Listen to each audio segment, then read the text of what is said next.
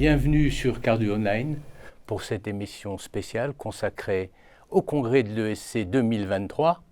Je suis Serge Covenator et j'ai le plaisir d'animer cette émission avec Christophe Leclerc. Christophe est président de la SFC, vice-président de l'ESC. Alors pour essayer de résumer, si on peut dire, ce congrès, on a sélectionné un certain nombre d'informations, d'études, de recommandations qui vont, du moins on l'espère, s'inscrire dans notre pratique au quotidien, modifier notre pratique.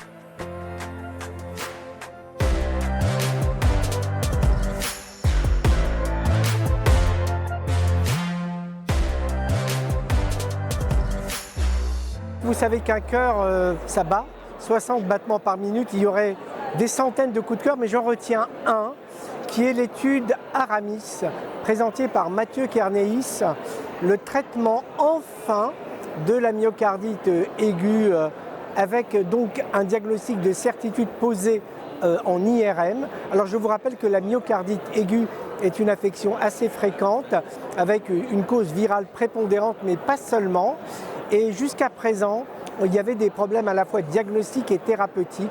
Et pour ce qui concerne le diagnostic, l'IRM a révolutionné le diagnostic, il est maintenant facile. Et pour ce qui concerne le traitement, il est empirique.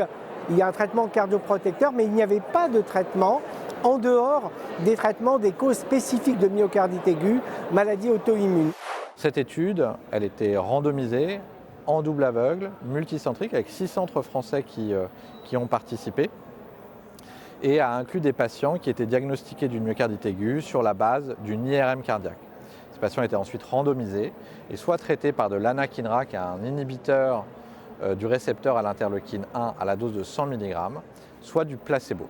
Ils étaient traités pendant la période d'hospitalisation et suivis ensuite 28 jours. Ce qu'on voit dans cette étude, c'est qu'il n'y avait pas de différence dans les deux bras de l'étude entre l'anakinra et le placebo sur le nombre de jours liés de tout symptôme.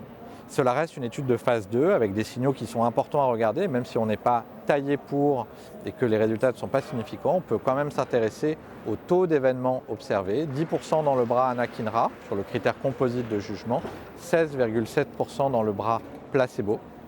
L'autre message important, c'est de dire qu'il n'y avait pas de problème de sécurité avec l'administration d'anakinra à la phase aiguë de la myocardite, alors même que ces patients n'avaient pas de biopsie et donc on ne connaissait pas le statut de réplication virale. Bien sûr, c'est le début de l'histoire, car il va falloir tester à nouveau dans d'autres populations et en particulier dans des populations de myocardite aiguë à risque élevé d'événements cardiovasculaires, de complications, choc cardiogénique, insuffisance cardiaque ou arythmie ventriculaire.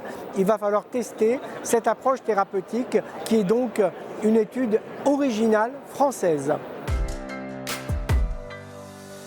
Alors cette étude, elle nous vient en ligne directe de chez Jean-Philippe Collet. Jean-Philippe, qu'est-ce qu'il faut en penser d'Aramis ?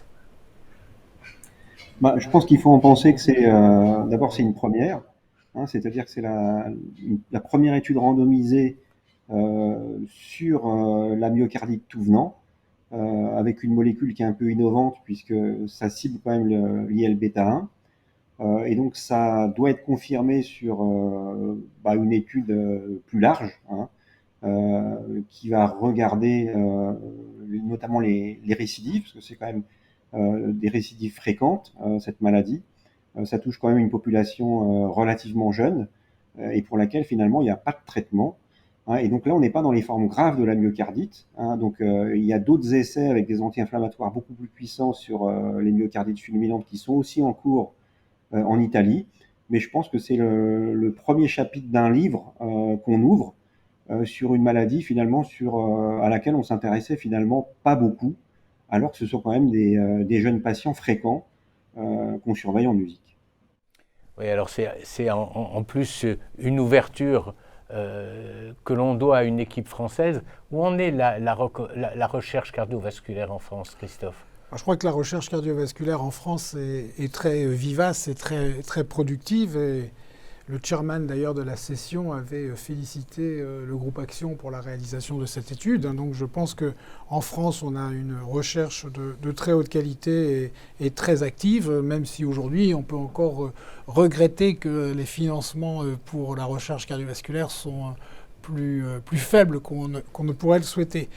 Il y avait aussi une autre étude qui en fait est un registre qui a été présenté par Julien Dreyfus, qui s'appelle Trigistry, et je vais laisser Anne en parler, qui va nous rapporter ce registre particulièrement important et très intéressant.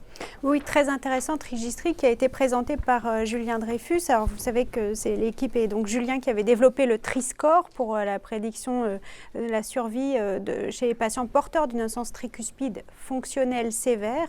Et donc, Trigistry, en fait, c'est un registre international, 10 pays, 40 centres, plus de 2400 patients, 1200 patients étaient dans un groupe de traitement médical, plus de 500 dans le bras chirurgie et environ 600 en traitement percutané de la valve tricuspide. Ces 2400 patients avaient tous les 8 paramètres nécessaires au Triscore pour le calculer. Et donc, cette étude, elle montre que le Triscore a une excellente valeur prédictive pour prédire la survie à 2 ans des patients porteurs d'une insuffisance tricuspide fonctionnelle, quelle que soit la modalité de prise en charge. Ce qu'il faut retenir, c'est que les patients avec un Triscore faible, entre 0 et 3, eh bien, ils ont un bénéfice à être traités de la fuite tricuspide, quelle que soit la modalité de la prise en charge. Si ils ont un Triscore intermédiaire entre 4 et 5, il y a toujours un bénéfice, mais peut-être moindre mesure. Et par contre, au-delà de 6, alors là, il n'y a pas de bénéfice à être traité ni de façon chirurgicale, ni de façon percutanée. Donc, je pense que ce qu'on peut conclure, encore une fois, sur l'insuffisance tricuspide, c'est qu'il faut vraiment référer ces patients tôt dans la prise en charge, ne pas attendre d'avoir des doses de diurétiques trop importantes pour décider de faire quelque chose. Et puis, s'aider de ce Triscore qui est disponible sur tri-score.com et qui permet de calculer rapidement avec des données cliniques et biologiques la survie prédite de nos patients porteurs d'une insuffisance tricuspide. C'est vrai qu'en pratique, aujourd'hui, on voit des patients qui sont référés souvent trop tard. On a l'impression que la fuite tricuspidienne, ce n'est pas très grave, que ceci va pouvoir se gérer avec une augmentation des diurétiques. Mais cette étude montre que c'est une attitude qu'il ne faut surtout pas avoir. Oui, je crois qu'il faut, dès qu'on a un doute sur une insuffisance tricuspide, moyenne à sévère, il faut surveiller ce patient de près. Les symptômes sont souvent très insidieux chez ces patients-là, avec une asthénie à l'effort au départ, avant cette dyspnée à l'effort. Les hépatalgies d'effort sont aussi assez fréquentes et c'est difficile d'aller les chercher chez les patients avant les hospitalisations pour insuffisance cardiaque. Donc dès qu'on a ce stade-là, on suit le patient de façon rapprochée, on l'adresse à un centre si besoin, mais en tout cas pour ne pas les référer trop tard en chirurgie, au moment où là, eh bien, on sait qu'il n'y aura aucun bénéfice pour les patients, ce qui peut être compliqué quand les sujets sont jeunes.